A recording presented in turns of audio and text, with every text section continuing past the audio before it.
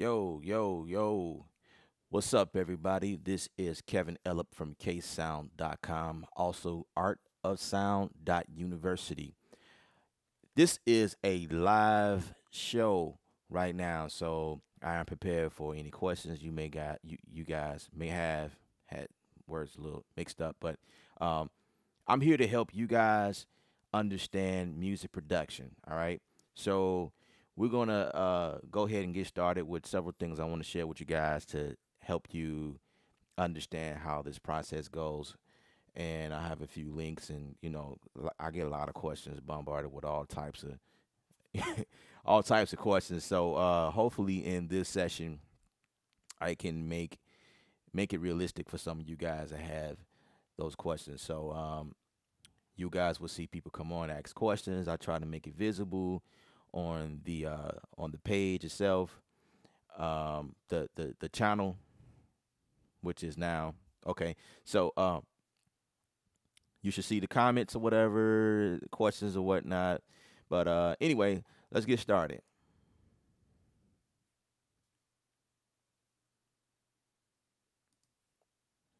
All right. So like I say, my name is Kevin Ellip from ksound.com, and this is a live show. And basically, I like to help you guys understand music production and how it works. So, just addressing some of the questions that I get constantly, I'm gonna show you this track that I'm working on. B Parks, what's up? What's going on? Um, I'm trying to get my live chat going so I can see the questions on my phone instead of continuing looking at the screen.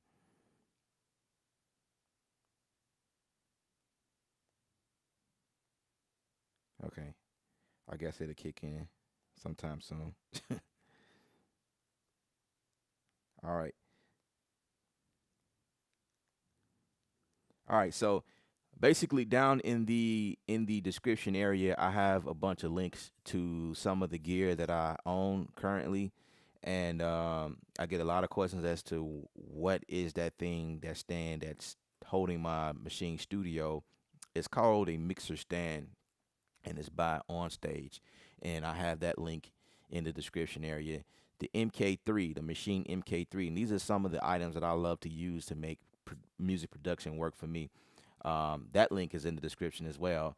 I have the Personas Eris, the E5s. These things are beautiful.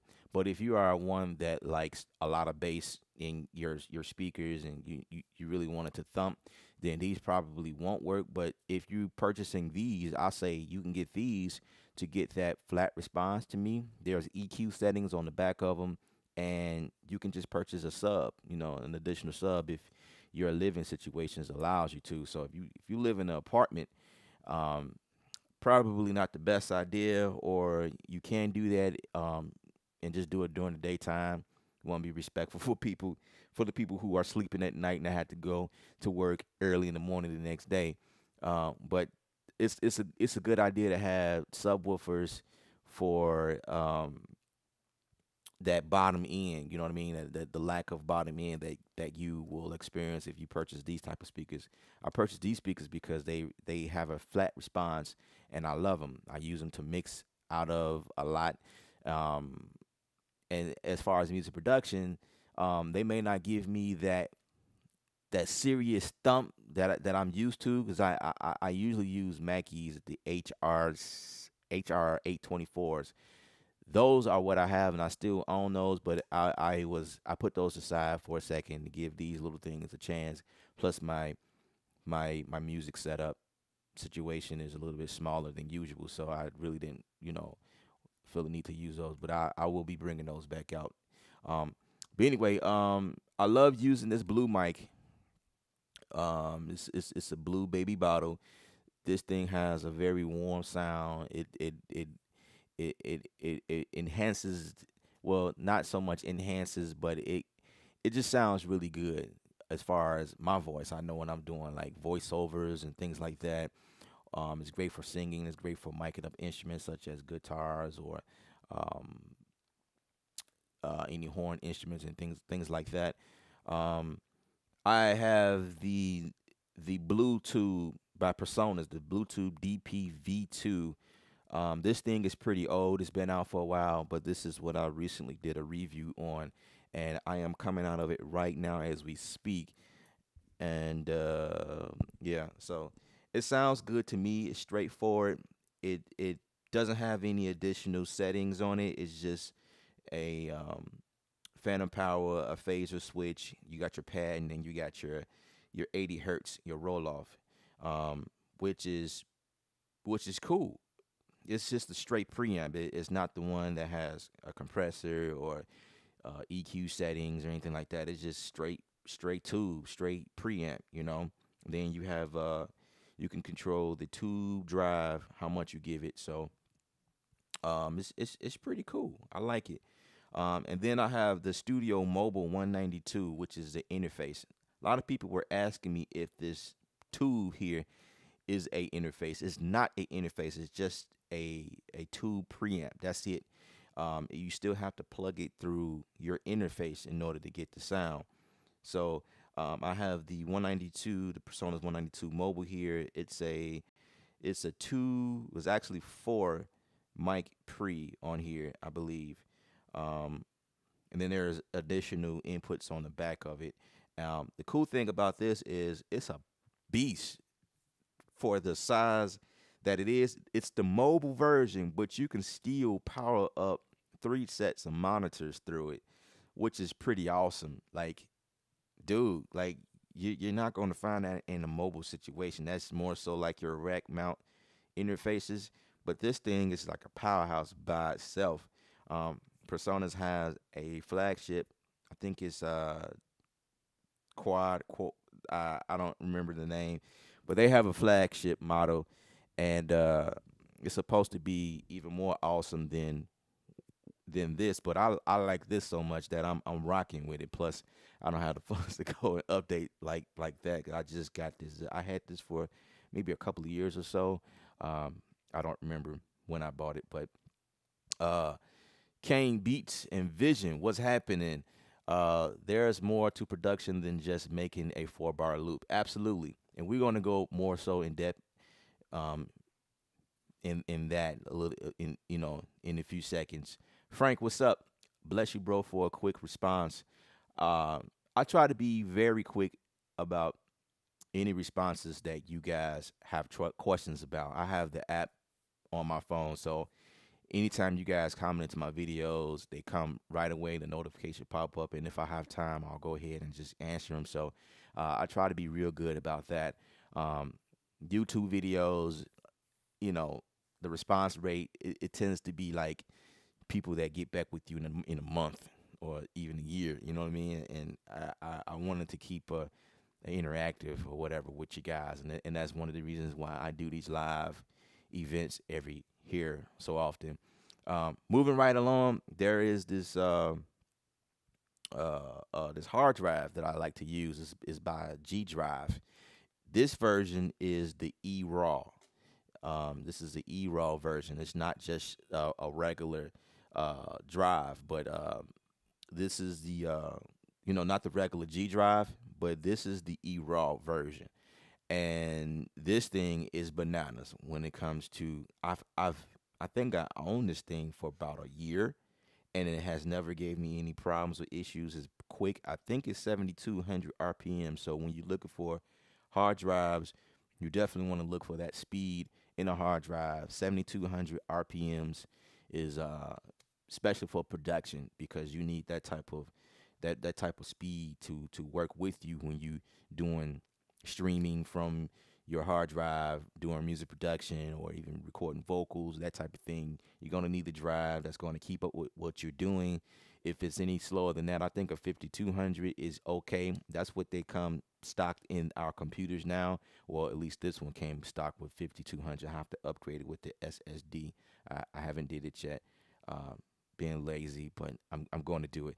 But anyway, anything slower than that, you will experience lag and some type of glitch. I've experienced it before. It's nothing nice. You got that good, clean vocal, your singer, or perhaps you, the singer, you hit this note, and it's like it's gelling, and then all of a sudden, there's like this crazy noise just and that's because the drive is too slow. It's trying to keep up with the speed. So the rule of thumb in production, music production, that is, when you have DAWs, okay, first of all, there are several DAWs you can use. I like using Studio One, and basically, you got Logic Pro, you got Ableton Live, you got Pro Tools, you got uh, FL Studio, you got Reason, you got all these different DAWs that are on the platform for you guys to use. But the rule of thumb is uh, to use an external drive to store or download all your extra content, because it's not a good idea to run the actual software on your computer and also work streaming all of your audio data. You know what I mean? Your computer is supposed to be dedicated to the DAW. It's working with your DAW. It's pulling resources, utilizing your DAW. Now, uh, pulling audio on top of that, that's like a whole nother, you know what I'm saying? It's pulling that as well. So if you dish that out, divvy that out to your hard drive, that way is there's a balance.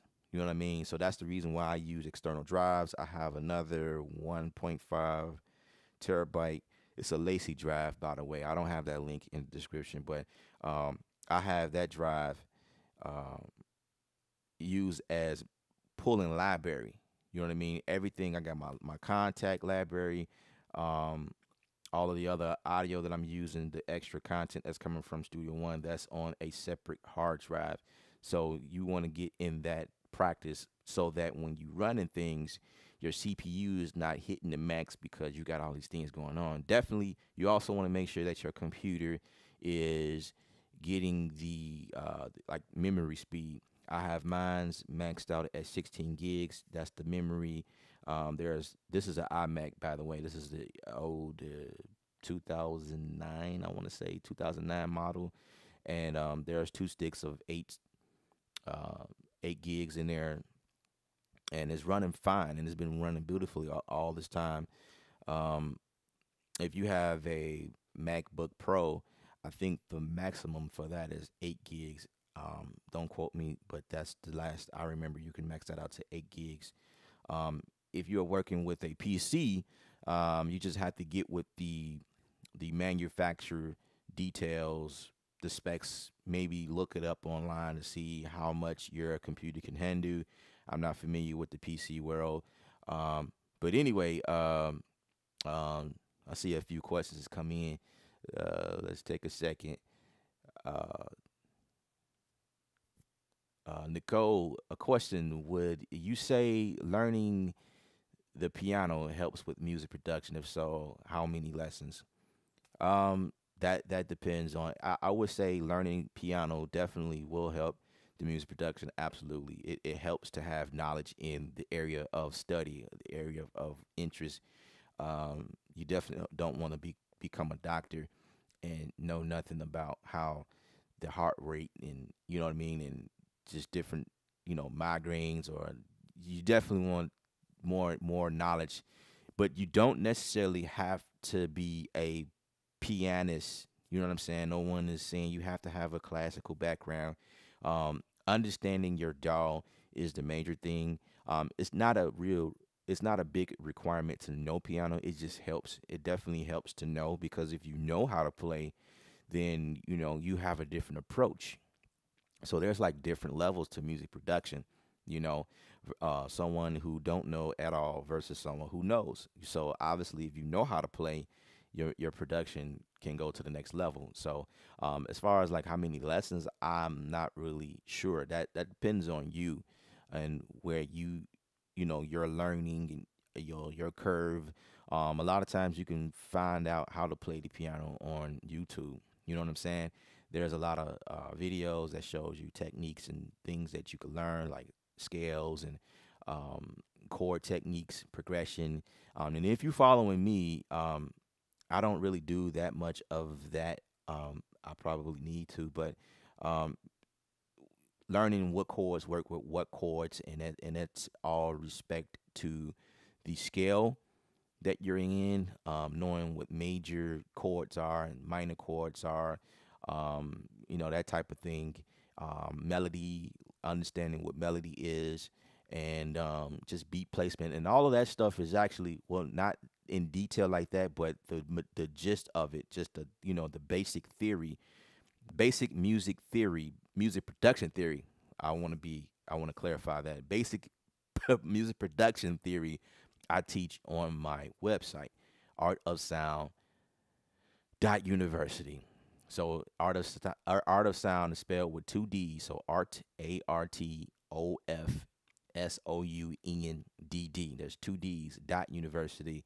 I have several courses on there that teaches how to produce a song, even a little bit about Studio One. I have Studio One tutorials. I have machine tutorials. I need to upload another one since we are working with a whole different.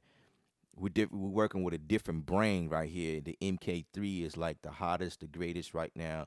It's is definitely what's up, and I'm gonna show you guys how I'm using it with my productions in a moment. So I hope I answered your question. Daryl, what's up? Hey, bro, how do you not overproduce a track? And how is the MK3? Um, you just have to, simple is best, and you just have to know.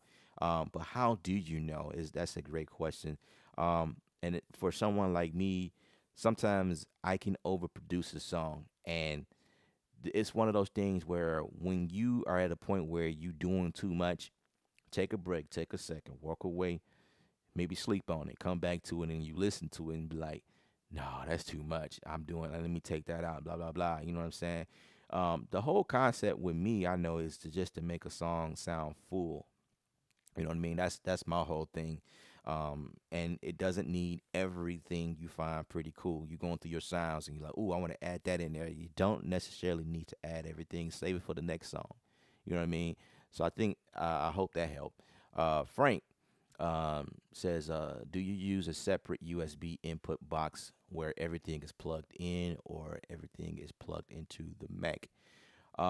Actually, I have a USB hub down here. I'm looking to upgrade that hub to something better, with more inputs. The rule of thumb with hubs are to purchase the ones that have power connection that you can plug into the wall, and the reason for that is that it helps take away some of the CPU power that's being allocated through your computer. If you have everything plugged into your computer and there's no extra power resources that the hub is coming from, or being supported by, you're putting the weight on your computer itself. So mine's is plugged into a socket, so it's powered. So that means when I plug in a USB connection in there, it's not really doing that much pulling resources from my computer. You know what I mean? So, but it's okay to have a hub, but just buy the one where you can plug into the wall. Shiva, what's up? What's up? Hi, how are you? Uh, Inko, I hope I'm saying your name right. Thanks for that. Need to learn the music theory more. Absolutely, absolutely. And it's. I'm not saying that you have to go to school or you need lessons to know how to do this. It's just more so understanding music. If you don't have any clue as to how it works, then it helps to actually go and look at more videos of. There's a lot of people that's doing music production, such as myself, that are on YouTube and sharing techniques and stuff like that. So a lot of times you can just pick it up just by doing. You know what I mean? Go ahead. Personas has a free 30-day trial service if you want to go and test it out. They also have a lower tier version, which I think is the Prime, Studio One Prime, which is the very basic minimum, and you can just download that for free, I believe, and just dabble around in that and see. Obviously you're not getting everything that I have. I have the professional version, which comes with all of the plugins and all of the the functionality that this thing offers. So, Snoop, what's up? Whoa, whoa, what's up, man? Snoop Simmons. This is the world greatest producer right here, guys. So we got famous people that already chimed in. That's what's up. Thanks for joining me, man. All right, so I think I was explanatory as to all of everything I have. The whole idea of music production, you don't need this big soundproof room, and you just don't. It's those days are sort of over. Where I mean, it still helps to have treat room, especially when you're recording vocals. You know what I mean? You definitely there's nothing I feel that will change. I mean, you have things that are enhancement to your vocals, like this thing right here. I talked about the chaotic cabal the other day. This is just foam, and you place this around your mic, and it helps eliminate the ambience around it, but it don't quite. You know what I mean? It's not going to make your vocals sound like you recorded on a $10,000 mic and you recorded at a music studio where you had to pay like $150 per hour to record. You know what I mean? This just helps. You know what I mean? But you definitely want to do things around the situation to make it better. So you definitely it helps to be somewhere where you have carpet, um, maybe something. You know what I mean? That if it's a dead space, then this will definitely help you get those supreme vocals. You know what I mean? And there's also other versions like a reflection filter. I own a couple of those. Um, and all of these tools are here to help us. So those days where you need to be somewhere expensive and spend a lot of money, those are over. You know what I mean? Train your ears. There's a lot of bedroom producers out that out here banging and getting these Grammys. You know what I'm saying? I have a set of headphones, and these are not in the description, but these are the AKG K702s, I believe. And these are open back, so that means that the sound bleeds. And these are just the same as having actual monitors set on your head. You know what I mean? So when I'm mixing, I use these if I need headphones on. I mean, they bleed, but I mean, I still get good results or whatever versus a closed back. And sometimes you need to use a closed back instead if you need to, you know what I mean? But I like these because it's breathing. It's got a wide stereo field, staging, and things sound wonderful through these. It gives me an accurate sound as to what I'm listening to. So I like using these. So I'm gonna add those in the description. Probably when I'm done with this live session here. Uh, Daryl, what's up? What's up? What are some favorite sounds such as pianos, drums, EP? I'll have to say, Complete provides a lot of what you need. They have several pianos. They have several EPs. Let me see if I have something in here. Let me go to a contact library right quick and see if I can just show you what this stuff looks like. But yeah, Native Instruments is dope. Um, some of the other synth plugins that you can purchase are like Spectrasonics, Omnisphere. Omnisphere has everything you need and more. Is a bit on the expensive side, but it's worth it. I'm telling you guys, it's really worth it. I need to add that link in the description as well. But basically, like, um, here's complete. So I got strings, solo strings, ensemble, especially if you're doing movie style music. Um, this is definitely the library here. But in terms of let's get that back. In terms of piano, um, there's one called the Giant, and then there's another one called the Grandeur. Alicia Keys is pretty good. What is another one? The Gentlemen, the Mavericks, right? And then they have the Rhodes, which are like your vintage Scarpy. Is on the Scarpy line. So you got your Mark One, you got a vintage keys, um, and then I think there's another one in here somewhere. and then you have your basses and stuff like that. Your bass and um, yeah, I think that's the only thing. No, funk guitar. I did a video on the funk guitar making commercial style music the other day. Um, hit the button. That means come on with this. Show us what you got. Yeah. So there's another one called the Unicorda. This thing is pretty dope. It's the body, the body that comes from this piano is so dope. Rob, what's up? What's up, man? K Sounds, what's good? I'm good, man. I'm just sharing. George Matthew, I have a Machine MK1 and now I'm planning to upgrade to MK3. So far I have been doing only drums programming. Planning to get into full music production. Do you suggest getting complete new version also? That's really up to you. That's really totally up to you.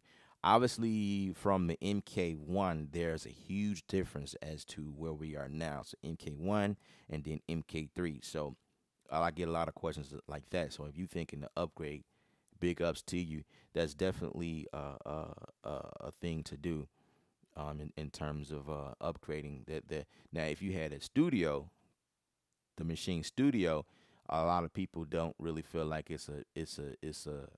uh, uh, a reasonable upgrade because it's like you can do almost the same thing on both things. It's like the MK3 is now the new studio in a sense. It's just in the smaller factor, but I do believe that the studio update is coming pretty soon. I'm not really sure, but so yeah.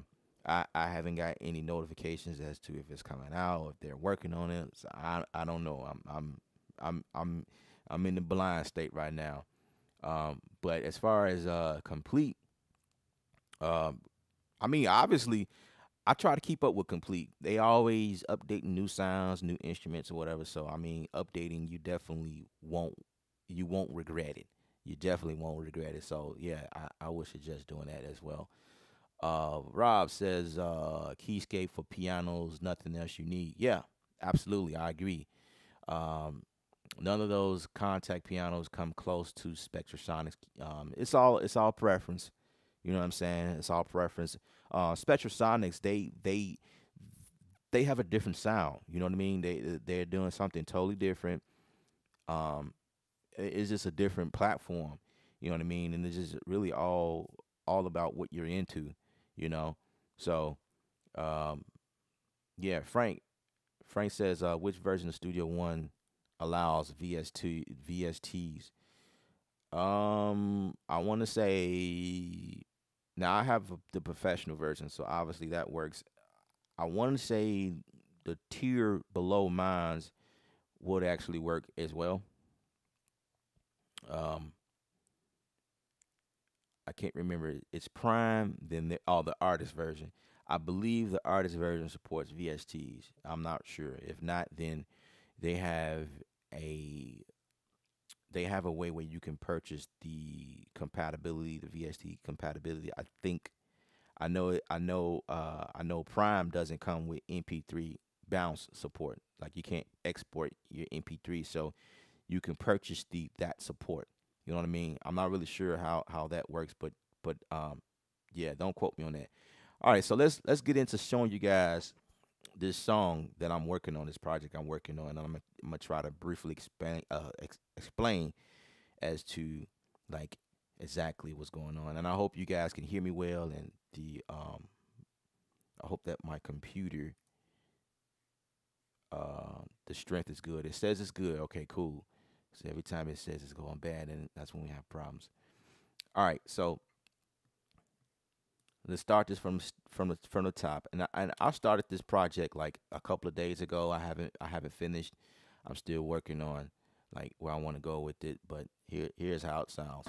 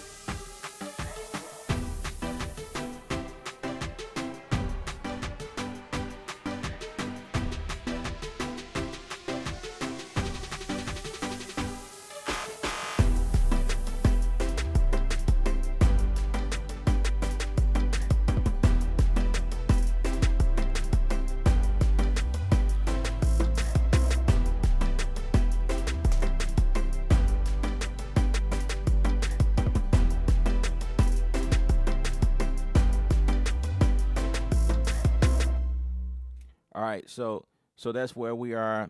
Like I say, I'm not done with it. I still feel like there are some transitions that I want to add, and um, then I run into that question that was asked earlier, like is overproducing. So I want to make sure that I'm not overproducing. It seems like a lot of tracks here. I'm at maybe 34 right now. I still feel like it can be a lot thicker than what it is now. Um, and a lot of times it's all about the mix, how you mix, how well you mix it. And what I like to do is mix on the fly. So as you can see, I begin to already sort of start the mix and panning left and right, that type of thing. I didn't really add that many plugins as far as effect plugins. I have a few. I have the EQ here on my kick because I was getting too much of the high end, so I did like a high cut right there, and then I add a transient master on another kick. So I have several kicks in my sessions, and they kind of serving different purposes or whatever. The transient master is a punch. It makes your kick punch harder. So I have this, and this is about Native Instruments. Um, let's see, what else do we have? Um, then I have my mix tool here, which is a stock. This is a stock tool in Studio One, and basically what that's doing is I'm just using that as a fade in.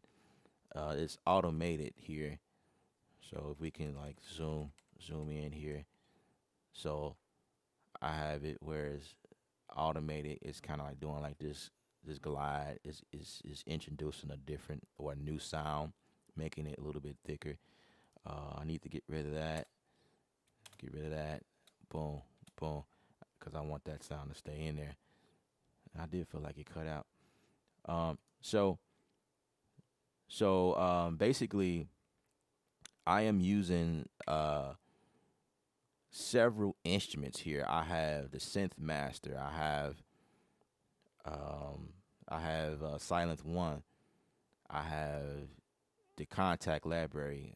Obviously, I have Omnisphere on here, and like this is one of the reasons why I love Studio One because it's great on the CPU. Granted, I do have some of my instruments that are not being used, like they're kind of muted. Actually, they're not. It's just I like to bounce in place because of that reason. You know what I mean? But just look, all of these different things going on. I have like, let's see, like over 10 plugins. It looks like, and my CPU's is only at 15%. So if I play it, it's about 50%, right? And there are some plugins that grabs at your resources quicker, like Omnisphere. Omnisphere is obviously the biggest one. But I'm telling you, this is the reason why I bounce in place, right? And then,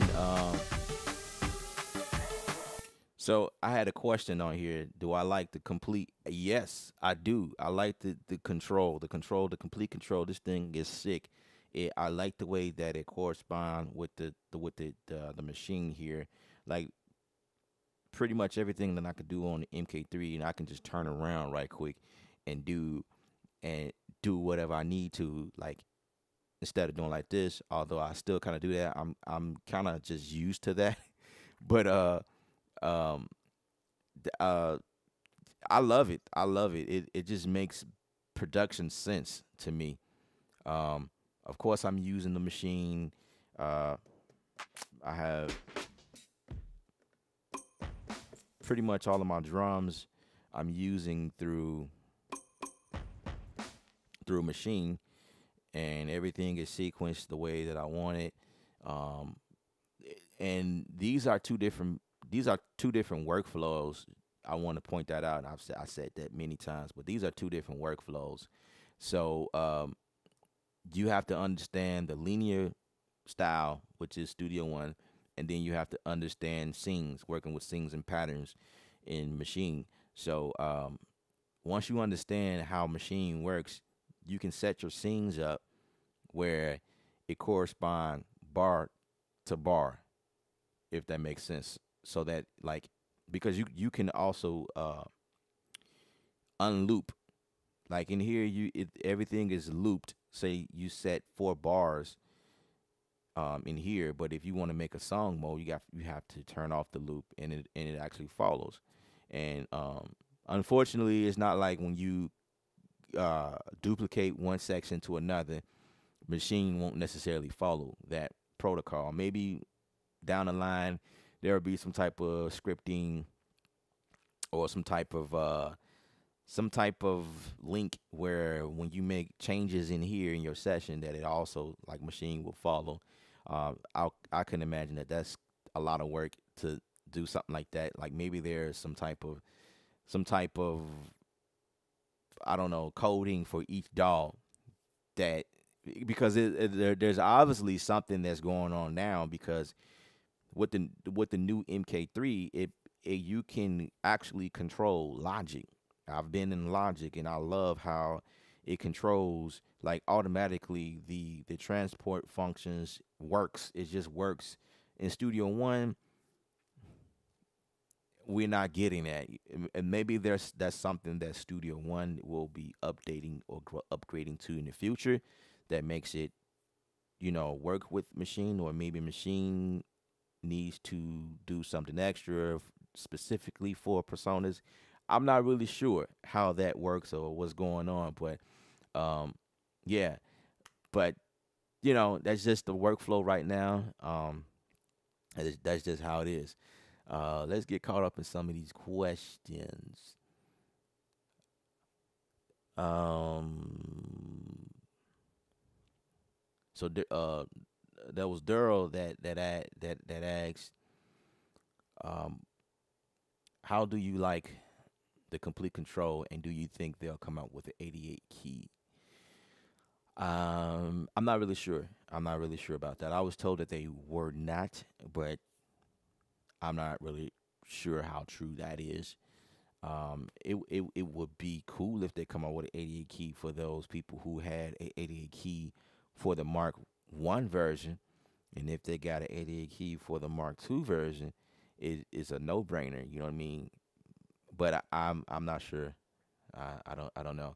Jay, dance hall reggae. Yeah, man. Yeah, man. I was trying to do something a little different. You know what I mean? Than what I usually do. My thing is always challenging myself, and I'm kind of starting to like this reggae vibe that they're doing, and my wife loves the reggae, so it's like, okay, let me create something in that vein. So yeah, I appreciate you recognizing that. Uh, Nicole from Pussycat Dolls on that beat, or those pop girls. Okay, okay, all right, I feel you. It's NKO. Forgive me for forgetting your name. I said Nko and Nico. All right, NKO. Thank you for clarifying that. Frank, can you touch on basic compression and EQ? Yeah. It EQ is so the basic knowledge that you need to know for EQ. There's all types of EQs.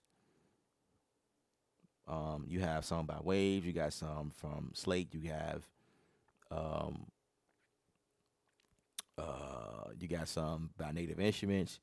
You got some from Isotope. You know what I mean? It's like every company is making EQs and compressors, but the main idea is really understanding what it is that you are attacking. So, for instance, like a snare drum. For instance, like me, I mix a lot of acoustic instruments. So, like the EQ, when you're using the EQ, the main idea is to making whatever it is that you're molding that sound to make it sound natural as possible.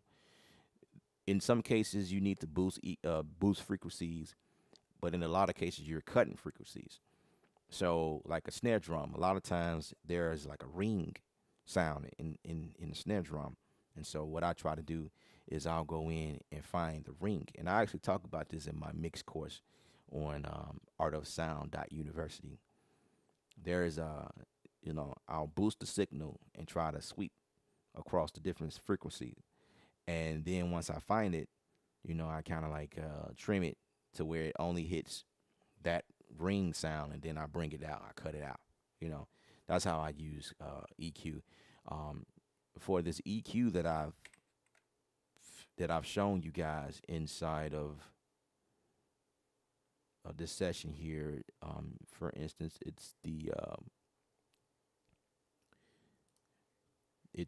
okay. One of them is this kick that I bounced from Damage, which is the is a kick inside of the Complete, right?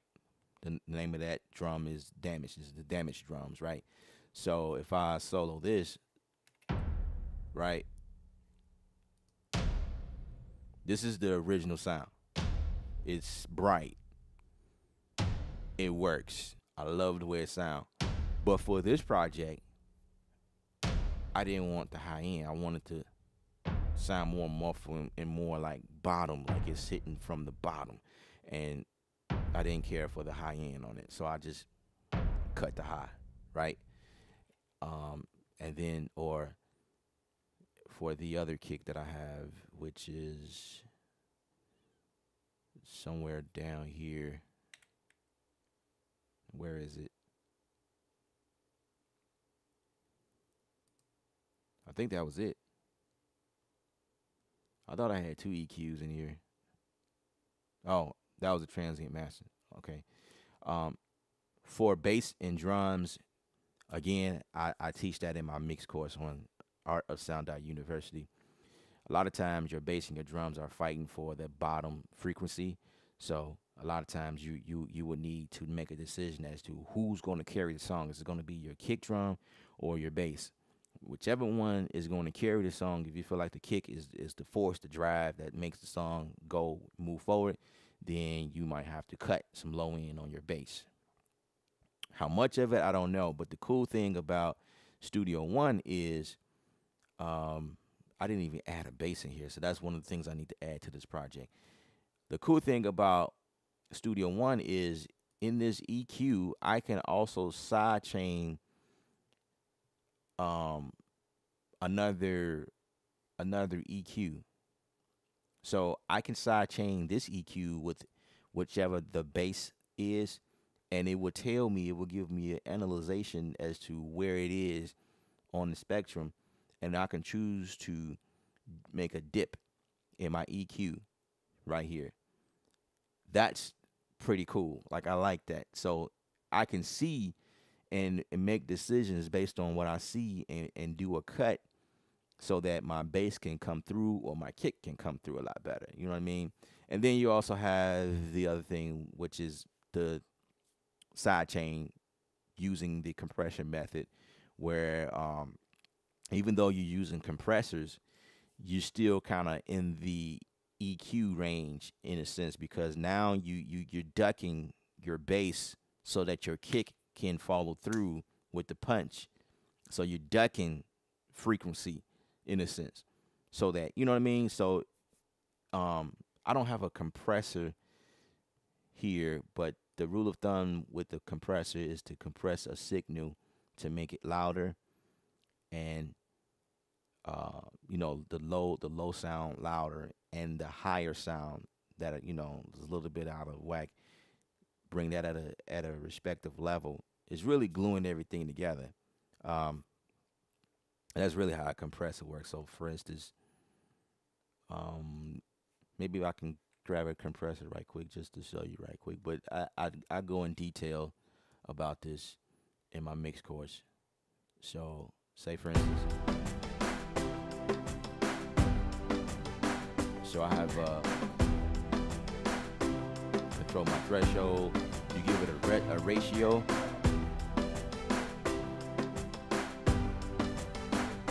And there's a gain reduction, and then you compensate for that, or they call it makeup gain. So that's what it is.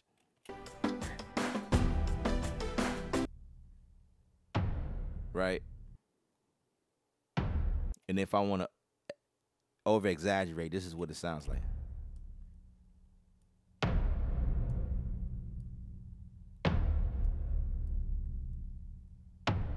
right? You might not be able to tell the difference. Let's see. Let's bypass that.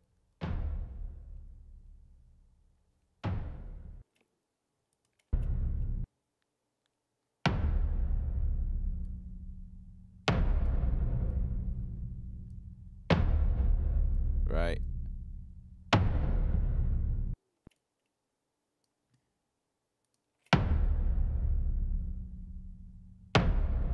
So compression, like you can control the attack.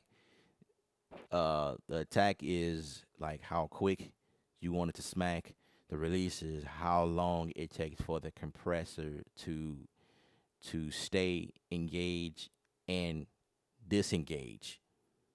So obviously, the longer the release is, the more compressed your signal would be, and then it disengage. And this is all milliseconds here.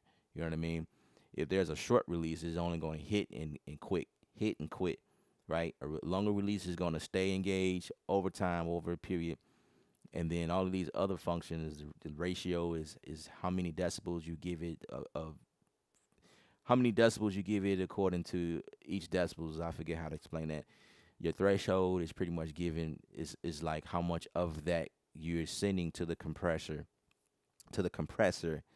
that is going to compress, and your input is how much of it is almost as if is how much of that signal period does how much the dry signal that you bringing into the compressor.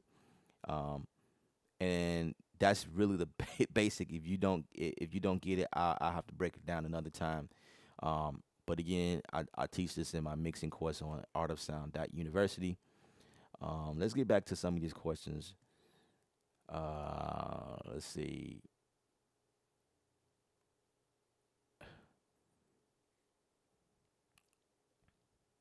Could you not set up a MIDI controller template? It's coming from Cecilia. Could you not set up a MIDI control template? Yeah. For machine, that is. Or are you asking, could I set up a controller template? Um, I did one. I probably will need to do another template since this is a different situation, and there has been some changes in um, the routing, I think. But um, someone asked me like, could there be more channels? You guys have to understand what MIDI is. MIDI is um, 16 channels. That's what MIDI is. So like 16 pads on one group, that's all you get. If you want more sounds, like you go to group B, that's another set of 16, but that you also have to set that up like manually. And you have to go in and change the channels that it comes out of. So that's like one of those things there. So you only get 16. Um, and my thoughts is to like I I really never use that method, but I wonder why you guys want a template. You know, everyone's situation is different, obviously, but I've really never cared for like sending each of my pads to an individual channel in Studio One. I just usually create make machine work as a plugin inside of Studio One and do my thing, and I kind of mix on the fly. And if I need individual sounds, if that's what you guys are after, like if I need to get to that point, I usually like you can bounce everything down, all of the sounds that you're using, and re-input them into the session itself. That's what I usually do. It's an extra step, but it's still extra steps when you go in and setting each individual pad for routing. So it's steps involved either way. Um, Kyle, good morning, brother. I bought both of MK3 complete, MK3 and complete. I think that's what you're saying. Okay. Two, brother, it's a beautiful team. Yes, it is. I have to agree with you on that. Cecilia, you said about Studio One not have it. Um, I don't know what you're saying. Let me see if I can like think back. Um, Jay says I bounced them for from Machine. Yeah, I do the same thing. I do the same. I just go in and I just create what I need to, and most of the times I just leave it there. Like I leave it as part of the session. Now, one thing I do, I save, like when I save Studio One, I also save a file for Machine as well in the same folder. So if anything gets off track, it doesn't save correctly, I can always revert to that file that I save from Machine and bring that back up. Because that has happened one time. I did something pretty awesome in here, and then I saved everything through here, but not on Machine. Then it came back like a couple of days later. Whatever I did in here did not save.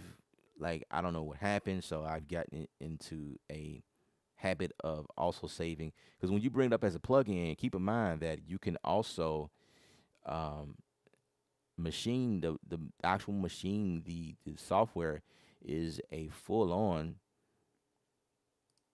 it's a full on it's like working in the full DAW or the application. I'm trying to locate Machine. Let me show you guys some things right quick.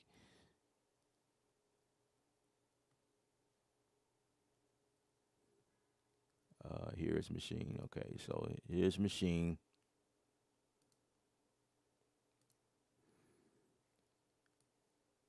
Right?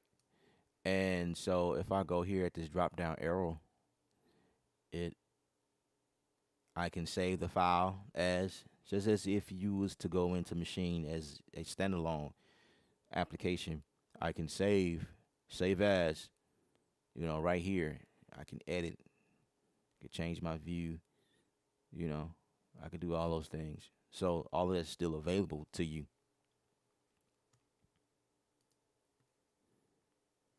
All right. I think I had another question that came in.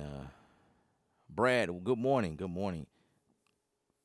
T Wolf, can you give a general video about mixing a beat with vocals, gain staging, and volume levels?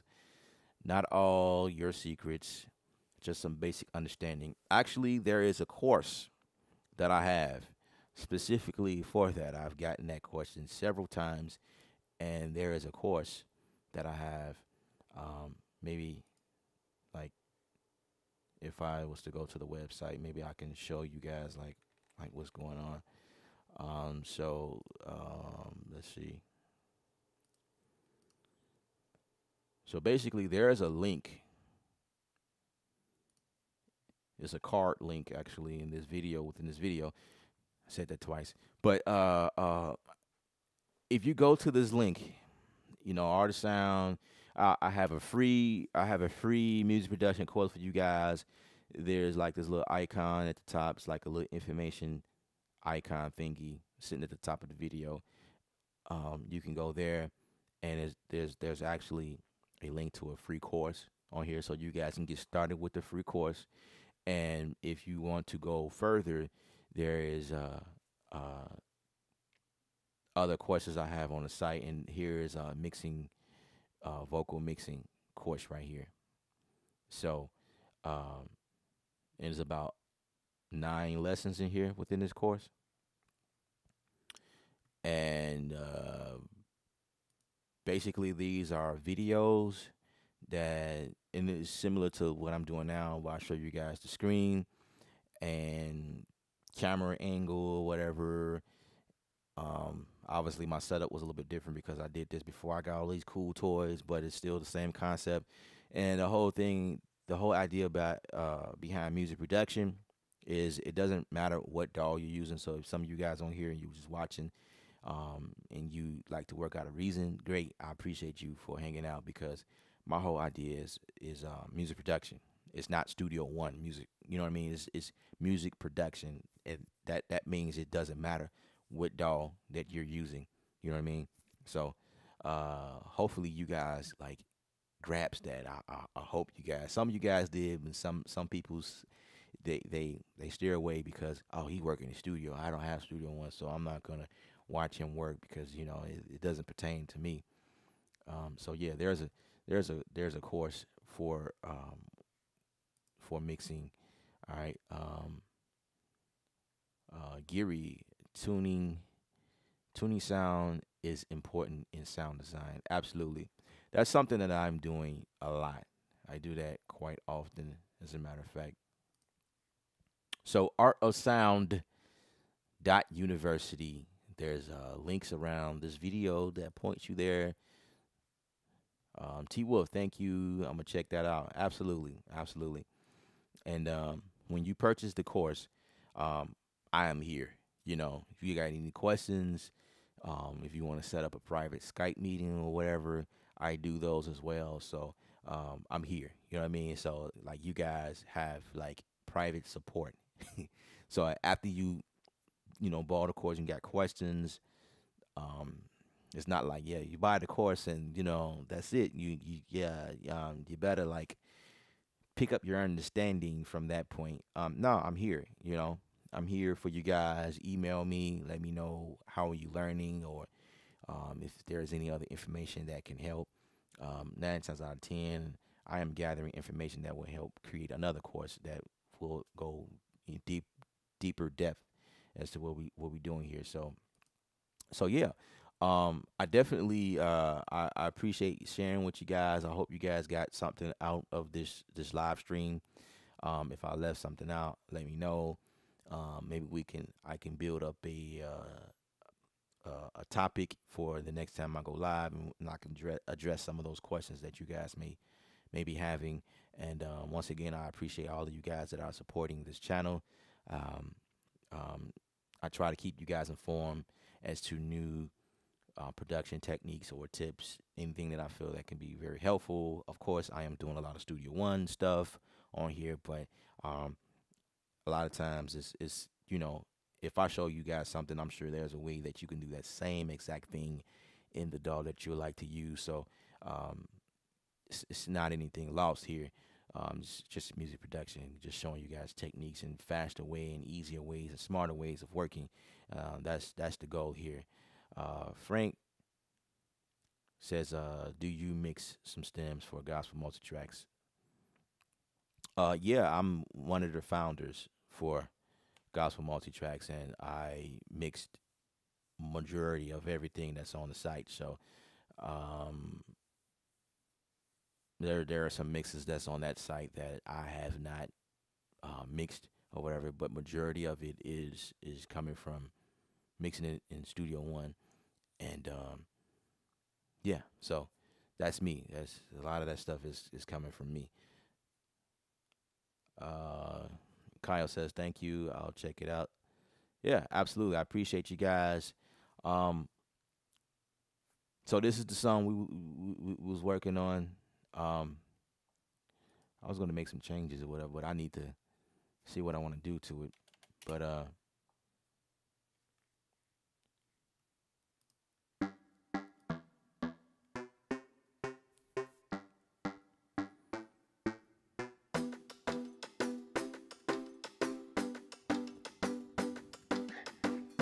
so again, I got like 34 tracks on here.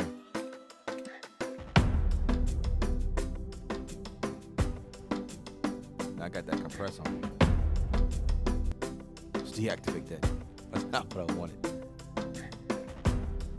Right, okay. So for some of you guys that had questions about Studio One and like, can you do this, can you do that? Obviously, you can hear, you can do anything you want in Studio One. You can make it work. I like how fast it is. I like the layout of it. Like, I can come over here and find instruments. Everything has thumbnails attached to it. And instead of looking at a bunch of words, I can just go and just grab something and drag it, and it's there. You know what I'm saying? That's like some of the reasons why I like Studio One. So I hope that this was helpful to you guys.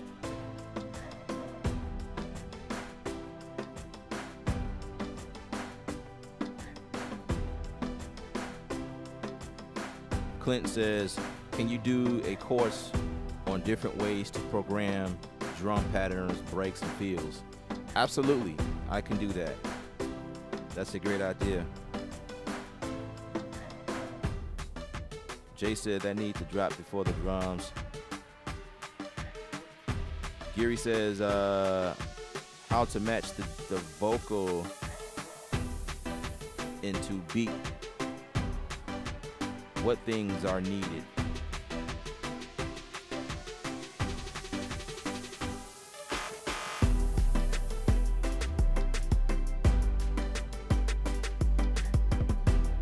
Could you do a course on the business side of music production?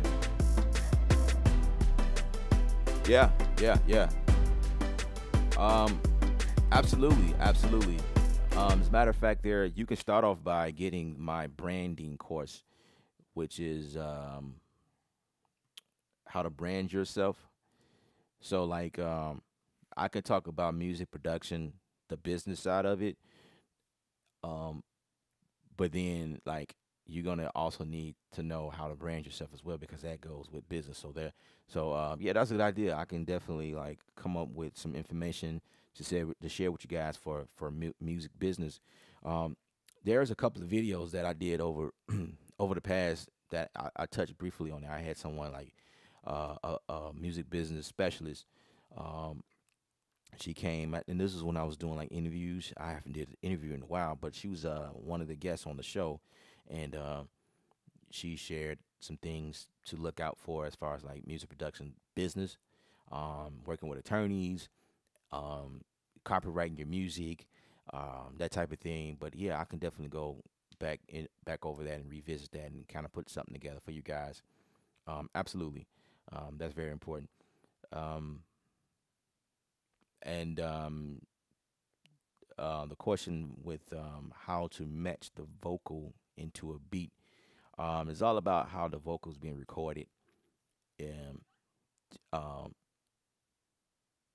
just take the take the vocal mixing course. Um, there's a beat that I did, and there was vocals that I sent to one of my artists that I work with, and he did vocals over that and added to the beat and sent it back to me, and I kind of mixed it or whatever.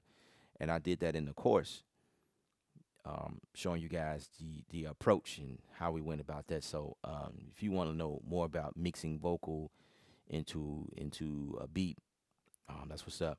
I also have vocals in here, like different snippets and samples or whatever. Um, yeah, I definitely will love to do more of that.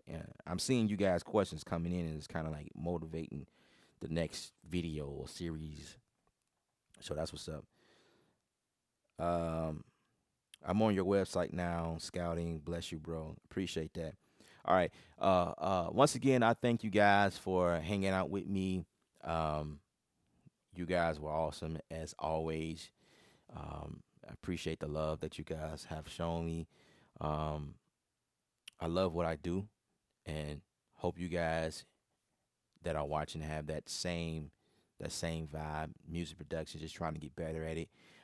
Who says that I'm the best to learn from? I'm obviously like I'm just amongst a lot of people that you can learn from, but you guys that stuck it out and just picking up everything, I appreciate you guys mostly, and I'm just like you. I'm always learning and I'm picking up new things, and I'm always on YouTube learning and scouting myself, picking up some things, and then I went to school. I went to Full Sail, so I have a background in music, and I've been doing music for a very long time. Um, I have a degree in music production, but I mean, I don't really talk about it much. I did a couple of videos on it on this channel, but I mean, that's not something that boast because you don't need a degree to do music. You know what I'm saying? That's just something I decided to do to enhance what I do as a music producer, and like as extra tools that I can use to reteach this stuff back to you guys. You know what I'm saying? So, um, yeah. But anyway, I'm gonna get on out of here. If you guys don't have any more questions, I hope I answered all the questions. I tried my best answering all of them. I think I got them all, but I may have missed some. I don't know. But if I missed your question, please forgive me. Um, Write them in the comment section, and I'll try to do my best to revisit and like answer those questions on the stream itself. Um, yeah. So we are pretty much done here. You guys remember, visit the website artofsound.university, and there's also, again, there's descriptions. In the description area, there's links to all of the gear that I have.